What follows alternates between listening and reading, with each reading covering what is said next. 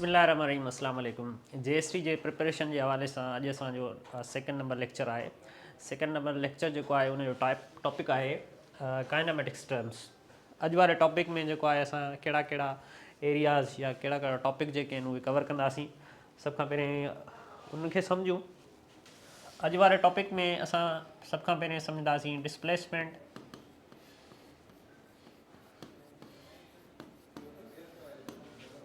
उन खां पोइ डिस्टेंस,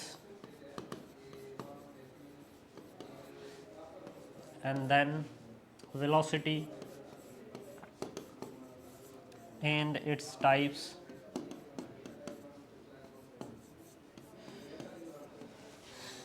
उन खां पोइ speed and types, and then acceleration with its types. After that, equation of motions, and the last force. हाणे ही 7 जेके ॻाल्हियूं आहिनि इहे असां अॼु वारे लेक्चर में जेको आहे उहो डिस्कस कंदासीं। बिना कंहिं देर जे जेको आहे वधूं था पंहिंजे लेक्चर जी तरफ़। सभ खां पहिरीं सम्झंदासीं what is distance and displacement. हाणे डिस्प्लेसमेंट जेको आहे हिते डेफिनेशन लिखियलु आहे त shortest path from start to end in the direction. इन जो मतिलबु थियो त के बि 2 पॉइंट हुजनि उन्हनि जे विच में जेको शॉर्टेस्ट पॉसिबल डिस्टेंस आहे उनखे असां डिस्प्लेसमेंट चवंदा आहियूं। जेकॾहिं असां डिस्टेंस जी ॻाल्हि कयूं त इहो actual length of path covered हूंदो आहे। यानी जेको बि पाथ जेको आहे उहो असांजो कवर थियो आहे 2 पॉइंटनि जे विच में उनखे असां डिस्टेंस चवंदा आहियूं। या डिस्प्लेसमेंट खे ईअं बि चवूं था पिया त regular path cover by body in 2 particular points, that is called displacement। या इनखे डिस्टेंस खे ईअं बयानु करे सघूं था पिया त इरेग्युलर पाथ जेको हुजे उहो कंहिं बि 2 पॉइंटनि जे विच में कवर थिए, का बॉडी जेका आहे उहो कवर करे त उनखे असां जेको आहे डिस्टेंस चवंदासीं। हाणे इन ॻाल्हि खे जेको आहे जेकॾहिं तस्वीर जी मदद सां सम्झूं त it would be lot easier. For example ही असां वटि 2 पॉइंट आहिनि, 2 घर आहिनि, उन्हनि जे विच में मुफ़ासिला असांखे तय करणा आहिनि मुख़्तलिफ़ तरीक़नि सां। हिनखे पॉइंट ए वठूं था पिया ऐं हिनखे पॉइंट जेको आहे बी वठूं था पिया। हाणे इन जे विच में जेको शॉर्टेस्ट पॉसिबल डिस्टेंस उहो इहो थींदो त हिन जे बिल्कुलु असां स्ट्रेट वञूं। अच्छा, हीअ जेको आहे मुख़्तलिफ़ तरीक़नि सां कवर बि थी सघे पियो, पर हाणे इन्हनि जे विच में जेको शॉर्टेस्ट पाथ आहे उहो इहो आहे त इन जो जेको डिस्टेंस आहे उहो असां स्ट्रेट में कवर कयूं त हीअ इन जो सभ खां जेको आहे शॉर्ट पास थी सघे थो पियो। त इन करे चवंदासीं जेकॾहिं इन तरीक़े सां को बि ऑब्जेक्ट पाथ कवर कंदो त हीअ असांजो डिस्प्लेसमेंट हूंदो। अच्छा, हिकिड़ो ॿियो असांखे पाथ जेको आहे उहो कवर थियल आहे, उहो रैंडम आहे। ऑब्जेक्ट ॾिसो हीअं अचे थो पियो, कॾहिं हीअं वञे थो पियो, कॾहिं हीअं वञे थो पियो, कॾहिं हीअं वञे थो पियो, कॾहिं हीअं, फाइनली बी पॉइंट ते पहुचे थो पियो। ठीकु आहे, त हीअ पाथ कवर त आहे 2 पॉइंटनि जे साॻियूं, ए ऐं बी पॉइंट आहिनि, पर हीअ जेको आहे इरेग्युलर जेको पाथ आहे उहो तय थियल आहे। त इनखे असां चवंदासीं डिस्टेंस।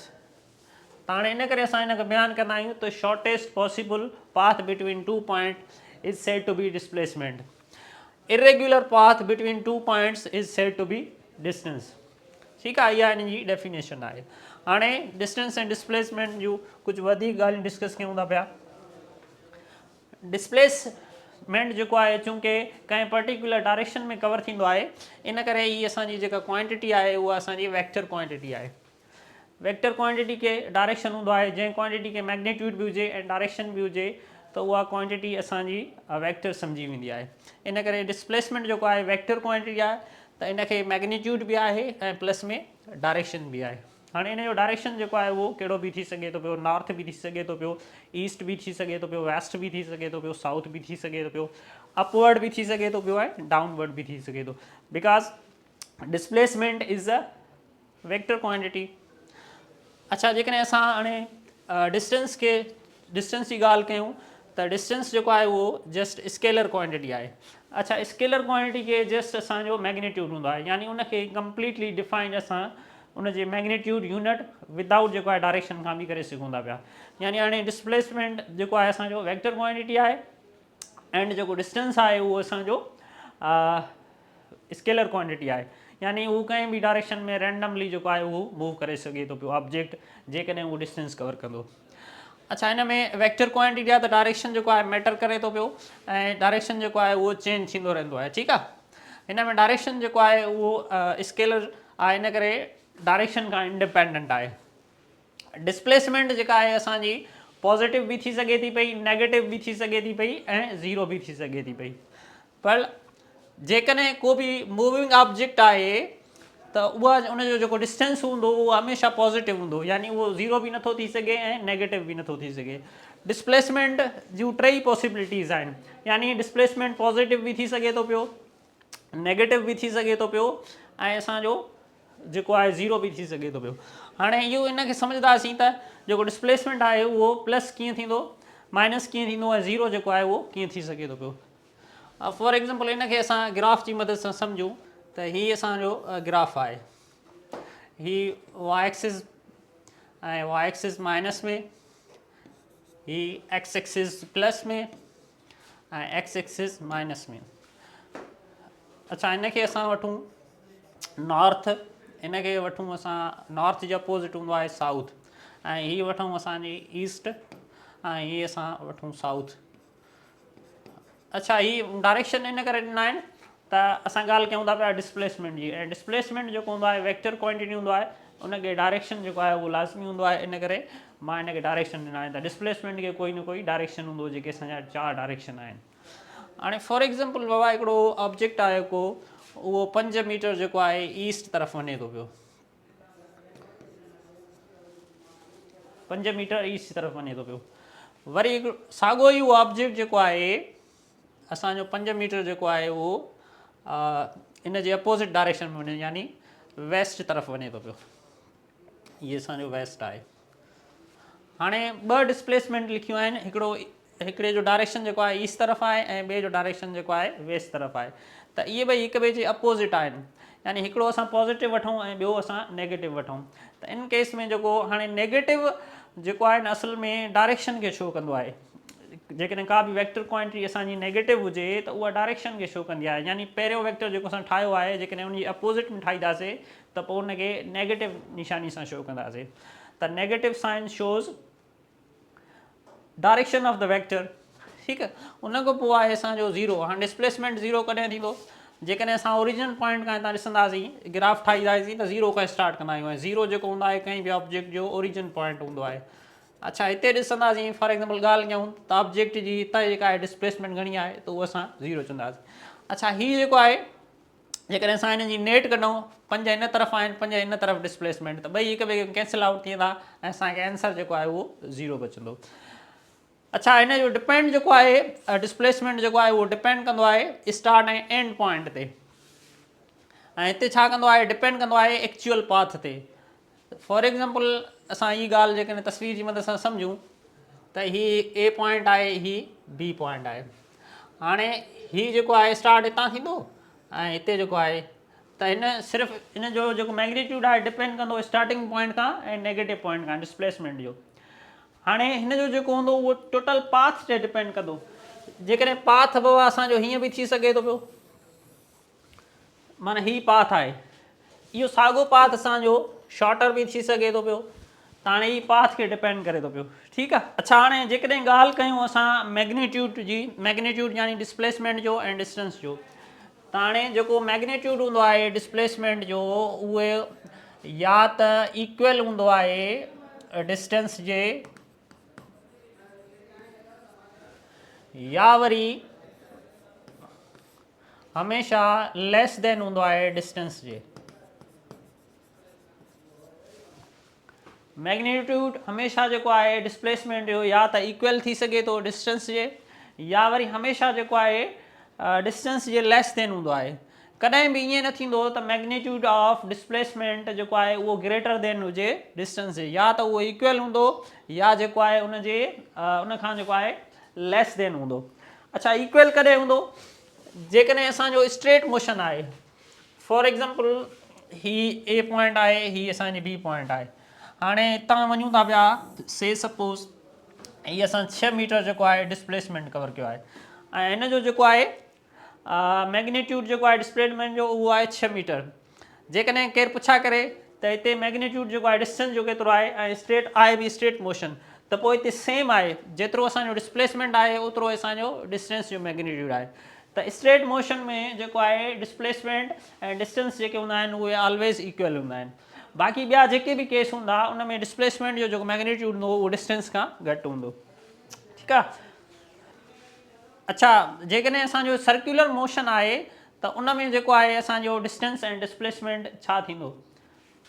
हीउ हिकु सर्किल ठाहियो आहे, उनखे मां कुझु पॉइंट ॾियां थो पियो नाला ए पॉइंट, ऐं हितां खां जेको आहे हीउ हिन जो बी पॉइंट, ऐं हीअ सी पॉइंट, ऐं फाइनली हीअ डी पॉइंट। ठीकु आहे। हाणे फॉर एग्ज़ाम्पल जेकॾहिं हिकिड़ो ऑब्जेक्ट हितां खां स्टार्ट थिए थो पियो ए पॉइंट खां ऐं सी पॉइंट ते अचे थो पियो, त इन केस में असांजो जेको आहे डिस्प्लेसमेंट छा थींदो। अच्छा, हितां जेको आहे सेंटर पॉइंट खां इन सरकमफेरेंस ताईं जेको डिस्टेंस हूंदो आहे उनखे असां रेडियस चवंदा आहियूं। हाणे पाथ जेको आहे उहो ए खां सी जे विच में आहे ऐं असांखे मालूम जेको आहे उहो डिस्प्लेसमेंट करणी आहे। त हाणे ॿिनि पॉइंटनि जे विच में जेको शॉर्टेस्ट पॉसिबल पाथ हूंदो आहे उनखे असां डिस्प्लेसमेंट चवंदा आहियूं। त हाणे जेकॾहिं डिस्प्लेसमेंट असांखे कवर करणी आहे त पोइ असां इन रस्ते सां न ईंदासीं, असां वेंदासीं शॉर्ट पाथ ॻोल्हींदासीं। हाणे शॉर्ट पाथ इहो आहे त असां जेको आहे सिधो हलिया वञूं। हाणे हितां खां हेतिरे ताईं ईंदासीं त उहो असांजो रेडियस थींदो आर, ऐं ॿियो रेडियस हिन खे मिलायो त हीउ थींदो असांजो आर, यानी 2 आर जेके आहिनि असांजा मिलनि था पिया। त हितां खां ए टू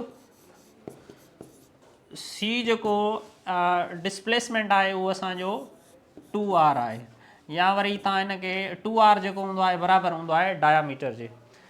त हीअ MCQs असांजो अची सघे थो पियो। त जेकॾहिं असांजो सेमी सर्किल जेको आहे, सेमी सर्किल में असांजो डिस्प्लेसमेंट जेको हूंदो आहे उहो केतिरो हूंदो आहे, त उनजो आंसर आहे 2 आर या वरी डायामीटर, छो त 2 रेडियस जेके आहिनि उहे मिली करे डायामीटर ठाहींदा आहिनि। अच्छा, हाणे हीउ त थी वियो असांजो सेमी सर्किल में डिस्प्लेसमेंट। जेकॾहिं असां ॻाल्हि कयूं डिस्टेंस जी, त डिस्टेंस केतिरो थींदो। अच्छा, हितां खां हेतिरे ताईं जेको आहे उहो असांजो छा आहे, सेमी सर्किल आहे। जेकॾहिं पूरो पाथ कवर कंदो आहे असांजो, त पोइ उनजो पूरी जेका एरिया हूंदी आहे उनखे असां सरकमफेरेंस चवंदा आहियूं, यानी 2 पाए आर, यानी हिन जो पूरो जेको एरिया हूंदी आहे उहा असां 2 पाए आर चवंदा आहियूं। ठीकु आहे। यानी ही पूरी जेका लेंथ हूंदी आहे उनखे सरकमफेरेंस जे बराबरि हूंदो आहे, ऐं जेको सर्किल जो सरकमफेरेंस हूंदो आहे उहो 2 पाए आर जे बराबरि हूंदो आहे। अच्छा, हाणे ए टू सी अगरि असां आया आहियूं, इट मीन्स असां जेको आहे हाफ सेमी सर्किल कयो, सेमी सर्किल जेको आहे उहो कवर कयो आहे। ठीकु आहे। त हाणे हाफ लाइ असां हिन जो हाफ कंदासीं। हाफ खे माना कंहिं बि शइ जो जेकॾहिं हाफ कंदा आहियूं त पोइ हुनखे 2 सां डिवाइड कंदा आहियूं। त वी विल डिवाइड 2 सां डिवाइड कंदासीं त हीउ थींदो असांजो पाए आर, यानी ए टू सी जेको आहे उहो असांजो डिस्टेंस थींदो पाए आर। ही डिस्प्लेसमेंट एंड ही जेको आहे उहो डिस्टेंस। अच्छा, जेकॾहिं हाणे असांजो ए खां स्टार्ट थिए थो पियो ऐं ए ताईं ऑब्जेक्ट, फॉर एग्ज़ाम्पल हितां ऑब्जेक्ट स्टार्ट थियो, ए खां ए ताईं मोटी आयो, यानी पंहिंजी पोजीशन ते मोटी आयो, त इन सूरत में असांजो डिस्प्लेसमेंट जेको हूंदो उहो 0 जे बराबरि हूंदो। ठीकु आहे। ऐं डिस्प्लेसमेंट जेको हूंदो 0 जे बराबरि हूंदो, ऐं डिस्टेंस जेको आहे उहो पूरो असांजो सरकमफेरेंस हूंदो, यानी 2 पाए आर। त ही सर्कुलर मोशन जा जेके आहिनि कुझु काज़िस आहिनि। हाणे ॾिसो, बॉडी मोशन बि करे थी पई, त उन दौरान डिस्प्लेसमेंट पोइ बि 0 थी थो सघे।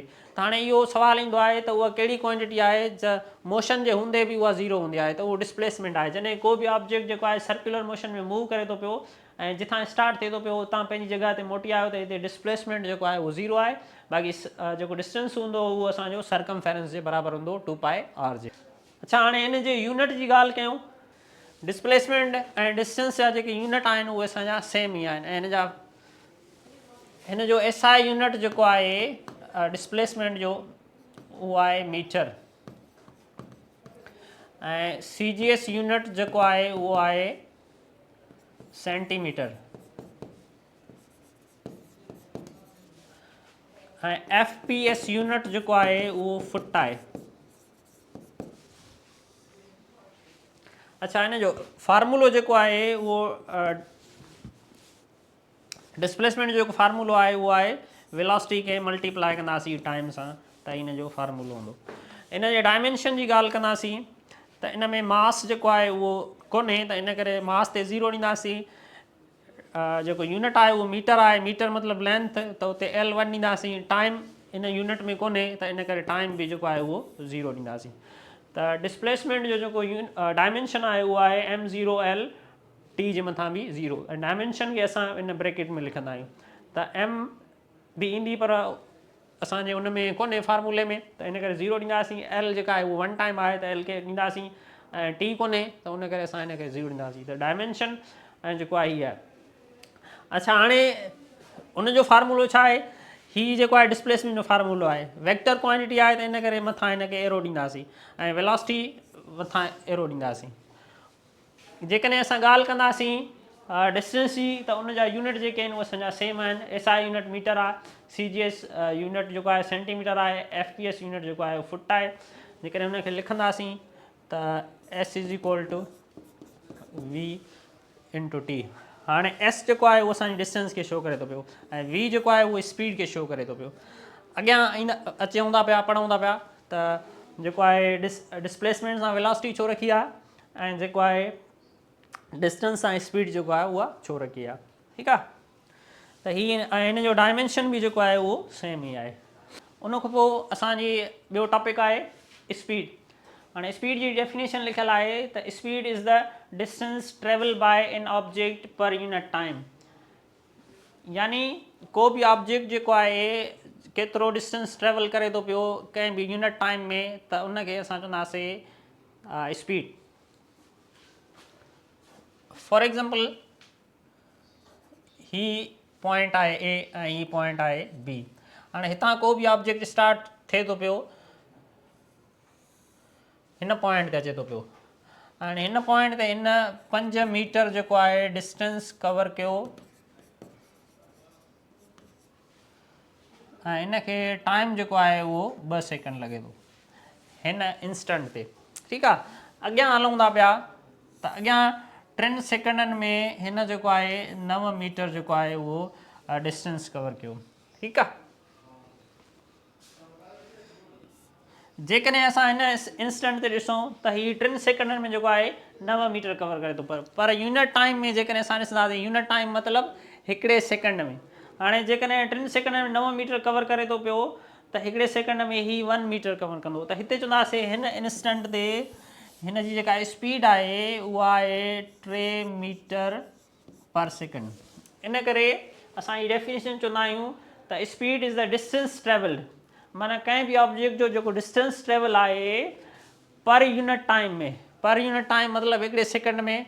पोइ जेको आहे असांखे जा पर यूनिट टाइम मतिलबु जेकॾहिं आवर में मिलियलु हुजे, या सेकेंड में मिलियलु हुजे, या मिंट में मिलियलु हुजे, पर SI सिस्टम जे मुताबिक़ असां हिते सेकेंड वरितो आहे। यानी हिन ऑब्जेक्ट जी जेका हिन इंस्टेंट ते स्पीड आहे उहा 3 मीटर पर सेकेंड आहे। यानी उहो हिकिड़े सेकेंड में 3 मीटर जेको आहे उहो कवर करे थो पियो। अच्छा, हीअ जेका क्वांटिटी आहे स्केलर क्वांटिटी आहे। It is a scalar quantity because it has magnitude only and head and have no direction। In quantity खे जेको आहे उहो असांजो डायरेक्शन कोन्हे, इन करे असां हिन खे चवंदा आहियूं इहा असांजी स्केलर क्वांटिटी आहे। हाणे हिन जो फार्मूलो जेको आहे उहो स्पीड आहे, ऐं स्पीड खे असां फार्मूले मुताबिक़ लिखंदा आहियूं डिस्टेंस अपॉन टाइम। इहा आहे change in distance upon change in time. अगरि असां हिन जो यूनिट करूं त डिस्टेंस जो यूनिट जेको आहे उहो मीटर आहे, ऐं टाइम जो जेको आहे उहो सेकेंड आहे, त हिन जो यूनिट थींदो मीटर पर सेकेंड। अच्छा, हिन जो जेको आहे SI यूनिट जेको आहे मीटर पर सेकेंड आहे। जेकॾहिं ॻाल्हि कयूं हिन जे CGS यूनिट ऐं FPS यूनिट जी, त हिन जो CGS यूनिट जेको आहे उहो सेंटीमीटर पर सेकेंड आहे। जेकॾहिं FPS यूनिट जी ॻाल्हि कयूं त पोइ हीअ आहे फुट पर सेकेंड। ही हिन जा यूनिट आहिनि। अच्छा, जेकॾहिं हाणे हिन जी डायमेंशन जी ॻाल्हि कयूं त हिन जो डायमेंशन थींदो, मीटर मतिलबु लेंथ यूनिट आहे, त लेंथ आहे। ठीकु आहे, ऐं सेकेंड मतिलबु टाइम, हितां ॾींदासीं टाइम। टाइम खे मथे खणी ईंदासीं त थींदो T जो पावर माइनस थींदो। अच्छा, M कोन्हे त M खे जेको आहे असां 0 पावर ॾींदासीं। हीअ हिन जो जेको आहे डायमेंशन आहे। हाणे अचूं था पिया स्पीड जा जेके टाइप आहिनि। हाणे स्पीड जेको आहे सभ खां पहिरियों टाइप आहे स्पीड जो, उहो आहे यूनिफॉर्म स्पीड। हाणे डेफिनेशन लिखियलु आहे when an object covers equal distance in equal interval of time, it is called as uniform speed. हाणे मतिलबु थियो हिन जो त फॉर एग्ज़ाम्पल हिकिड़ो ऑब्जेक्ट आहे उहो कंहिं बि इंस्टेंट ते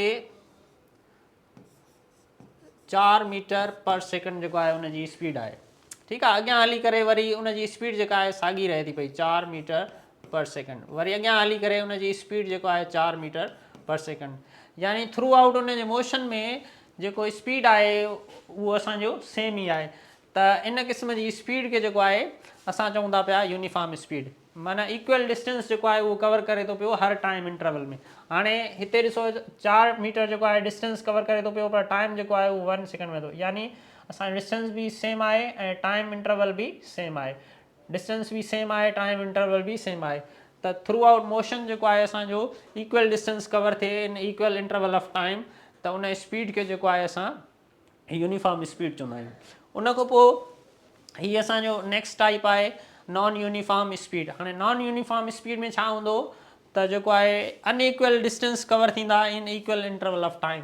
मिसाल तौरु हिते असां लिखूं था पिया 3 मीटर पर सेकेंड, वरी अॻिते इंस्टेंट ते जेको आहे उहो 5 मीटर पर सेकेंड आहे, वरी अॻिते जेको आहे ही 7 मीटर पर सेकेंड करे छॾी थी वई। हाणे हिते जेको आहे टाइम इंटरवल त इक्वल आहे, पर डिस्टेंस जो जेको मैग्नीट्यूड आहे उहो असांजो चेंज थिए थो पियो। हाणे हिन इंस्टेंट ते जेको आहे 7 आहे, हिते 5 आहे, हिते 3 आहे, त इहो डिफरेंट जेके आहिनि डिस्टेंस कवर थियनि था पिया सेम इक्वल इंटरवल में, त इन क़िस्म जी स्पीड खे असां नॉन यूनिफॉर्म स्पीड चवंदा आहियूं। हाणे उन खां पोइ आहे असांजी एवरेज स्पीड। हाणे एवरेज स्पीड जेको आहे it is the ratio of total distance travel to the total time. मिसाल तौरु इन जी असां जेकॾहिं एवरेज स्पीड कढूं त हिते लिखंदासीं जेके बि डिस्टेंस हूंदा उनखे प्लस कंदासीं S1 plus S2 plus S3। अच्छा टाइम, हाणे टाइम इंटरवल बि जेके हूंदा उन सां बि ऐड कंदासीं T1 plus T2 plus T3। त जेके बि असांखे डिस्टेंस मिलियल हूंदा उन्हनि खे ऐड कंदासीं, वरी उनखे डिवाइड कंदासीं टोटल टाइम इंटरवल्स सां। 3 डिस्टेंस आहिनि त 3 टाइम इंटरवल आहिनि, जॾहिं जी कैलकुलेशन कंदासीं त असांखे जेको वैल्यू मिलंदो उहो असांजो एवरेज वेलोसिटी एवरेज स्पीड जो हूंदो, ठीकु आहे। अच्छा उन खां पोइ हिकिड़ो ॿियो टाइप आहे जंहिंखे असां चवंदा आहियूं इंस्टंटेनियस स्पीड। हाणे कंहिं बि इंस्टेंट टाइम ते जेको आहे कंहिं बि ऑब्जेक्ट जी जेका स्पीड हूंदी आहे उनखे इंस्टेंट स्पीड चवंदा आहियूं। हाणे हिन जो मिसाल जे ज़रिए मां तव्हांखे सम्झायां त फॉर एग्ज़ाम्पल हिकिड़ो बॉय आहे उहो मोटरसाइकिल ते वञे थो पियो। हाणे हिकिड़ी पॉइंट खां स्टार्ट थियो आहे, ॿी पॉइंट ताईं पहुतो आहे, त हाणे हिकु पॉइंट खां ॿी पॉइंट ताईं उनखे 20 सेकेंड लॻा आहिनि। त हाणे असां को बि हिकिड़ो टाइम इंस्टेंट वठूं, फॉर एग्ज़ाम्पल 5 सेकेंड में उनजी स्पीड जेका आई केतिरी हुई, 5 सेकेंड में उनजी स्पीड केतिरी हुई, त हाणे इहो असां 5 सेकेंड जेको आहे टाइम इंस्टेंट वरितोसीं, त उन वक़्तु जेको आहे उनजी स्पीड केतिरी हुई। हाणे इनखे लिखंदा आहियूं असां VINS। हिते टाइम जी जेका लिमिट हूंदी आहे उहा 0 वठंदा आहियूं ऐं change in displacement upon change in time, यानी हिते टाइम लिमिट जेको आहे उहो 0 वठंदा आहियूं। अगरि अहिड़े क़िस्म जो फार्मूलो लिखियलु हुजे त असां सम्झी वेंदासीं त it is talking about instantaneous speed. हाणे अचूं था पिया वेलोसिटी ते। डेफिनेशन लिखियलु आहे त velocity is the rate of change of displacement with respect to time.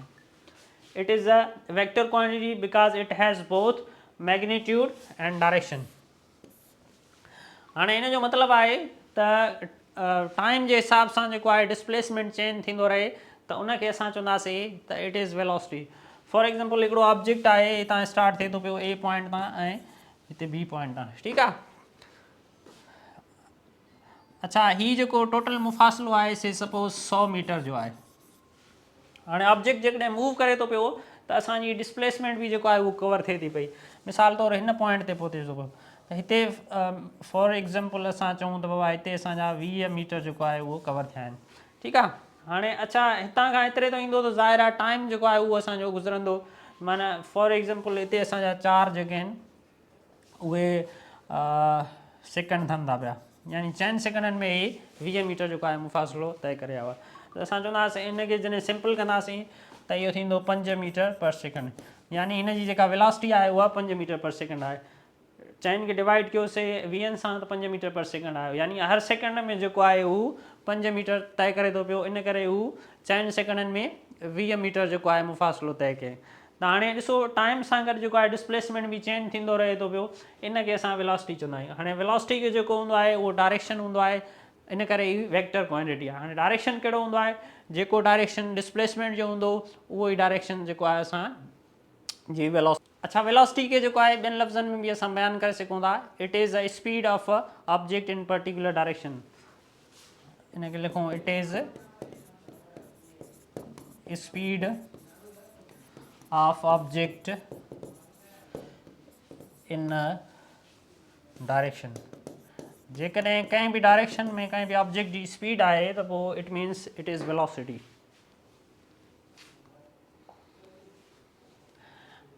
हाणे अचूं था पिया टाइप्स ऑफ वेलोसिटी जे। पहिरियों टाइप आहे यूनिफॉर्म वेलोसिटी। डेफिनेशन लिखियलु आहे, when an object moves with a constant speed in a fixed direction the velocity is called uniform velocity. हाणे जेकॾहिं को बि ऑब्जेक्ट कॉन्स्टेंट स्पीड सां मूव करे थो पियो, यानी जेको असांजो डिस्प्लेसमेंट आहे उहो इक्वल कवर थिए थो पियो इक्वल इंटरवल ऑफ टाइम में, त पोइ उन वक़्तु जेका स्पीड हूंदी आहे उहो कॉन्स्टेंट हूंदी आहे। त इन क़िस्म जी वेलोसिटी खे यूनिफॉर्म वेलोसिटी चवंदा आहियूं।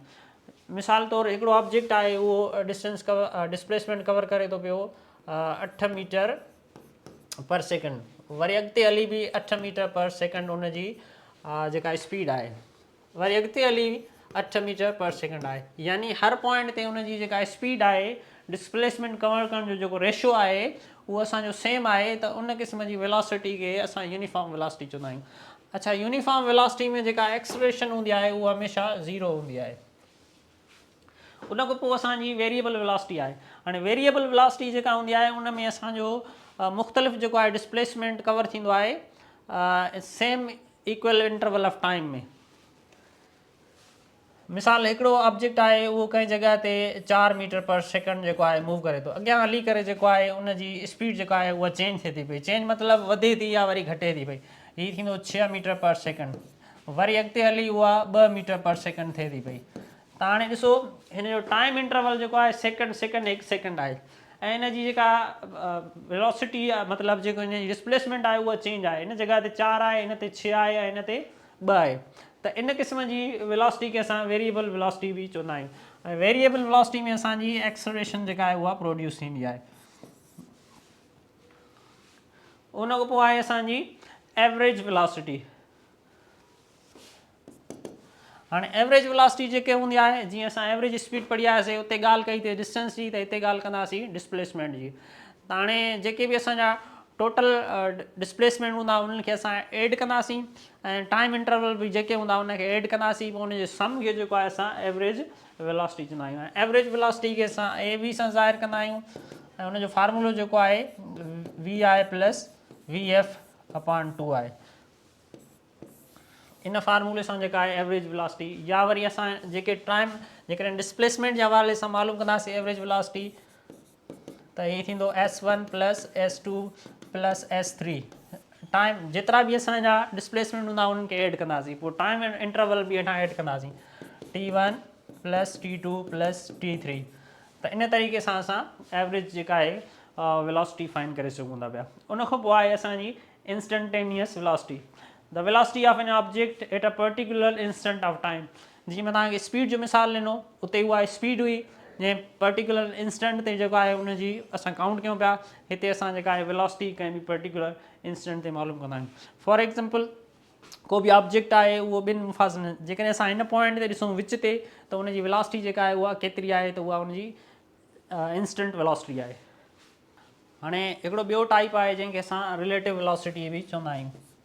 हाणे रिलेटिव वेलोसिटी छा हूंदी आहे, मिसाल हिकिड़ो ऑब्जेक्ट आहे A ऐं ॿियो ऑब्जेक्ट आहे B। A जेको आहे इन डायरेक्शन में मूव करे थो पियो with the speed of with the velocity of 10 meter per second, ऐं B बि जेको आहे A वारे डायरेक्शन में वेलोसिटी सां मूव करे थो पियो, उनजी जेका वेलोसिटी आहे 15 मीटर पर सेकेंड आहे। हाणे A जे मुताबिक़ जेका B जी स्पीड आहे न उहा केतिरी आहे, त उनखे असां रिलेटिव वेलोसिटी चवंदा आहियूं, यानी उहो हिक ॿिए जे मुताबिक़ इन ऑब्जेक्ट जी जेका स्पीड आहे उनखे रिलेटिव वेलोसिटी चवंदासीं। हाणे ए जे मुताबिक़ बी जी स्पीड जेका आहे उहा केतिरी आहे त उहा असां माइनस कंदासीं, जेका लार्जर वेलोसिटी हूंदी उन मां स्मॉलर वेलोसिटी माइनस कंदासीं। हाणे लार्जर वेलोसिटी कहिड़ी आहे असांजी, ही बी जी, ऐं स्मॉलर कहिड़ी आहे ए जी, त उनखे माइनस कंदासीं। 15 minus 10 is equal to 5 meter per second. हाणे हिन जो मतिलबु आहे त ए जे मुताबिक़ बी जी जेका वेलोसिटी आहे उहा 5 मीटर पर सेकंड आहे। ठीकु आहे। हाणे जेकॾहिं कोई बि रेस्ट में ऑब्जेक्ट हिन खे ॾिसंदो त उहो सम्झो त ए जी स्पीड जेका आहे उहा 10 मीटर पर सेकंड आहे ऐं बी जी स्पीड जेका आहे उहा 15 मीटर पर सेकंड आहे। उहा वरी जेका आहे उनजी वेलोसिटी रेस्ट वारे ऑब्जेक्ट जे मुताबिक़ आहे, पर ही ॿई पाण वेलोसिटी में आहिनि त इन करे इन में जी जेका वेलोसिटी आहे उहा 5 मीटर पर सेकंड आहे, जंहिंखे असां रिलेटिव वेलोसिटी चवंदा आहियूं।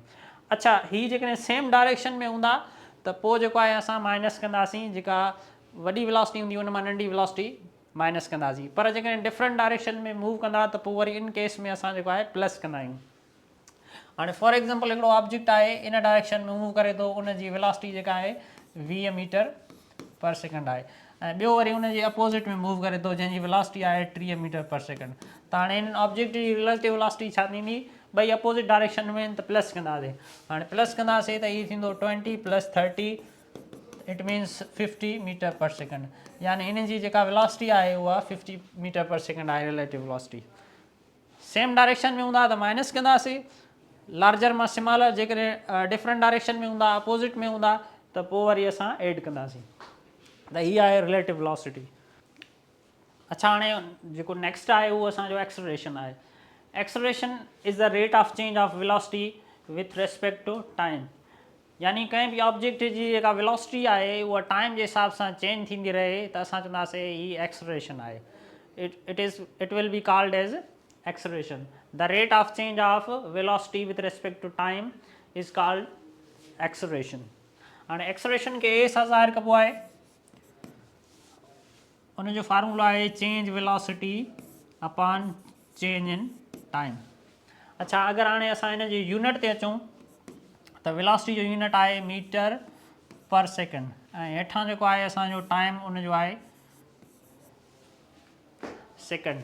अच्छा, हिनखे अगरि हीअं लिखी सघूं मीटर पर सेकंड, हीअ हिन सां, ऐं अपॉन जो मतिलबु हूंदो आहे डिवाइड, त हिनखे डिवाइड में लिखूं। हाणे डिवाइड जो हल इहो आहे त हिनखे असां मल्टीप्लाई में कंदा आहियूं ऐं हिनखे इनवर्स कंदा आहियूं। हाणे सेकंड खे सेकंड सां मल्टीप्लाई कंदासीं त हीअ थींदो meter square, meter second square, ही हिन जो जेको आहे यूनिट आहे। अच्छा, हिकु यूनिट हिन जो इहो आहे metre per second square, SI unit. जेकॾहिं असां हिन जो सीजीएस यूनिट जी ॻाल्हि कंदासीं त सेंटीमीटर पर स्क्वायर, जेकॾहिं फुट जी ॻाल्हि कंदासीं त पोइ फुट पर स्क्वायर थींदो, पर सेकंड स्क्वायर थींदो। हिकु यूनिट इहो आहे। ॿियो यूनिट जेको आहे हीअ आहे मीटर पर सेकंड स्क्वायर, इनखे मल्टीप्लाई कंदासीं किलोग्राम सां ऐं डिवाइड बि कंदासीं किलोग्राम सां। हिन ॿिनि खे मल्टीप्लाई कंदासीं हीअ थींदो KG metre per second square, ऐं हेठां जेको आहे हीअ सेम बचंदो। केजी पर मीटर स्क्वायर जेको हूंदो आहे बराबरि हूंदो आहे न्यूटन जे, ऐं हेठां बचो केजी। त हिन जो ॿियो यूनिट जेको आहे उहो असांजो न्यूटन पर केजी आहे। हिकु यूनिट आहे metre per second square, SI unit, ऐं ॿियो आहे न्यूटन पर केजी। ॿई यूनिट जेके आहिनि असांजा एक्सेलरेशन जा आहिनि। अच्छा, एक्सेलरेशन जेका आहे असांजी वेक्टर क्वांटिटी आहे। वेक्टर क्वांटिटी हूंदी त हिन जो डायरेक्शन हूंदो, ऐं डायरेक्शन कहिड़ो हूंदो, अलॉन्ग द वेलोसिटी। जंहिं बि ऑब्जेक्ट जी वेलोसिटी जो जेको डायरेक्शन हूंदो उहो ई असांजो एक्सेलरेशन जो डायरेक्शन हूंदो। अच्छा, एक्सेलरेशन ड्यू टू ग्रेविटी, जंहिंखे असां जी सां ज़ाहिर कंदा आहियूं, उनजो वैल्यू जेको आहे 9.8 मीटर पर सेकंड स्क्वायर आहे। हाणे चवंदा पिया टाइप्स ऑफ एक्सेलरेशन ते। पहिरियों टाइप आहे uniform acceleration. When a velocity changes by equal amounts in equal interval of time is called as uniform velocity. जॾहिं को बि ऑब्जेक्ट जी जेका वेलोसिटी आहे उहा उन में जेका चेंज आहे उहा इक्वल इंटरवल ऑफ टाइम जे मुताबिक़ सेम चेंज थींदी रहे हर जॻह ते, त उनखे चवंदासीं असां यूनिफॉर्म एक्सेलरेशन। मिसाल तौरु हिकिड़ो ऑब्जेक्ट आहे उहो मूव करे थो पियो, उन में वेलोसिटी जेका आहे उहा 4 मीटर जेका चेंज थिए थी पई वेलोसिटी में, उहा थिए पई 4 मीटर पर सेकंड। वरी अॻिते बि 4 मीटर पर सेकंड जे हिसाब सां चेंज थिए थी पई। वरी ॿिए पॉइंट ते बि 4 मीटर पर सेकंड जे हिसाब सां वेलोसिटी जेका आहे उहा चेंज थिए थी पई। ठीकु आहे। त हाणे हिन चेंज वेलोसिटी जो जेको रेशियो आहे हर जॻह ते उहो सेम आहे, त उनखे असां चवंदासीं यूनिफॉर्म एक्सेलरेशन। उन खां पोइ नॉन यूनिफॉर्म मीन्स असांजी जेका वेलोसिटी आहे उहा अनइक्वल चेंज थिए in same interval of time में, त उनखे नॉन यूनिफॉर्म वेलोसिटी चवंदासीं। ठीकु आहे। हाणे इन जो मिसाल आहे ही त हिकु जॻह ते 2 मीटर पर सेकेंड जे हिसाब सां चेंज थी, ॿी जॻह ते 10 मीटर पर सेकेंड जे हिसाब सां चेंज थी, वरी अॻियां हली करे ॿिए कंहिं इंस्टेंट ते 15 मीटर पर सेकेंड जे हिसाब सां चेंज थी। त हाणे हर इंस्टेंट ते जेको आहे हिन जो चेंज जेको आहे उहो चेंज वेलोसिटी जो जेको रेशियो आहे उहो डिफरेंट आहे। ठीकु आहे। त इन क़िस्म जी वेलोसिटी खे असां नॉन यूनिफॉर्म वेलोसिटी चवंदा आहियूं। उन खां पोइ आहे असांजी पॉज़िटिव एक्सेलरेशन। हाणे पॉज़िटिव माना वेलोसिटी जेका आहे उहा चेंज थींदी रहे। फॉर एग्ज़ाम्पल इनिशियल वेलोसिटी जेका चेंज थिए थी पई 4 मीटर पर सेकेंड, वरी अॻियां हली करे जेका वेलोसिटी चेंज थिए थी पई उहा थिए थी पई 8 मीटर पर सेकेंड, वरी अॻियां हली करे चेंज थिए थी पई उहा आहे 15 मीटर पर सेकेंड। त वेलोसिटी जो जेको चेंज आहे उहो असांजो इंक्रीज़ थिए, त उन में जेका एक्सेलरेशन प्रोड्यूस थींदी आहे उहा पॉज़िटिव एक्सेलरेशन प्रोड्यूस थींदी आहे। उन खां पोइ आहे असांजी नेगेटिव एक्सेलरेशन। नेगेटिव एक्सेलरेशन खे डी एक्सेलरेशन बि चवंदा आहियूं ऐं रिटार्डेशन बि चवंदा आहियूं। हाणे हिन में वेलोसिटी जेका आहे उहा असांजी डिक्रीज़ थिए, माना उन में चेंज जेका आहे उहा डिक्रीज़ थिए। फॉर एग्ज़ाम्पल पहिरियां 10 मीटर पर सेकेंड जे हिसाब सां चेंज थिए थी पई, वरी अॻिते हली करे उहो 4 मीटर पर सेकेंड जे हिसाब सां चेंज थिए थी पई। हाणे वेलोसिटी जेका आहे उहा डिक्रीज़ थिए थी पई, माना उन में चेंज जेका आहे उहा डिक्रीज़ अचे थी पई, त उनखे नेगेटिव एक्सेलरेशन चवंदा आहियूं। ऐं उन खां पोइ आहे असांजो ज़ीरो एक्सेलरेशन। हाणे ज़ीरो एक्सेलरेशन मीन्स असांजी एक्सेलरेशन प्रोड्यूस ई न थिए। उहो कॾहिं प्रोड्यूस थींदी आहे जॾहिं ऑब्जेक्ट यूनिफॉर्म में मोशन में हूंदो आहे। यूनिफॉर्म मोशन मतिलबु उहो कॉन्स्टेंट वेलोसिटी सां मूव करे, जेकॾहिं को बि ऑब्जेक्ट कॉन्स्टेंट वेलोसिटी सां मूव कंदो त उन में एक्सेलरेशन जेका आहे उहा ज़ीरो प्रोड्यूस थींदी। हाणे अचूं था पिया इक्वेशन ऑफ मोशन ते। 3 इक्वेशन ऑफ मोशन आहिनि, उनखे असां प्रूफ कंदासीं। अच्छा, ॻाल्हि यादि रखो त इक्वेशन ऑफ मोशन में जेका एक्सेलरेशन हूंदी उहा असांजी कॉन्स्टेंट हूंदी। पहिरीं इक्वेशन जेका आहे उहा आहे फाइनल वेलोसिटी बराबरि आहे initial velocity plus acceleration into time. ठीकु आहे। हाणे जेकॾहिं असांखे फाइनल वेलोसिटी मालूम करणी हुजे त पोइ initial velocity plus acceleration into time. अच्छा, कॾहिं कॾहिं ईअं हूंदो आहे त जेका फाइनल वेलोसिटी हूंदी आहे उहा v सां ज़ाहिर कबी आहे ऐं जेका इनिशियल वेलोसिटी हूंदी आहे उहा u सां ज़ाहिर कबी आहे। त हीअ थींदी असांजी at। v मतिलबु शो करे थी पई फाइनल वेलोसिटी खे ऐं u शो करे थी पई इनिशियल वेलोसिटी खे प्लस एक्सेलरेशन इनटू टाइम। ही फर्स्ट इक्वेशन आहे। उन खां पोइ सेकेंड इक्वेशन आहे s is equal to vit plus 1/2 at square. हाणे कॾहिं कॾहिं वरी हिते जेका आहे असांजी इनिशियल वेलोसिटी आहे त इनखे u सां ज़ाहिर कयूं त हीअं बि लिखियलु हूंदो आहे ut प्लस 1/2 at स्क्वायर। ही सेकेंड इक्वेशन आहे। हाणे उन खां पोइ थर्ड इक्वेशन जेका आहे उहा आहे 2as is equal to vf square minus vi square. अच्छा, हाणे इनखे u में अगरि कन्वर्ट कयूं त हे थींदो 2as is equal to final velocity आहे इनखे v सां ज़ाहिर कंदासीं प्लस माइनस।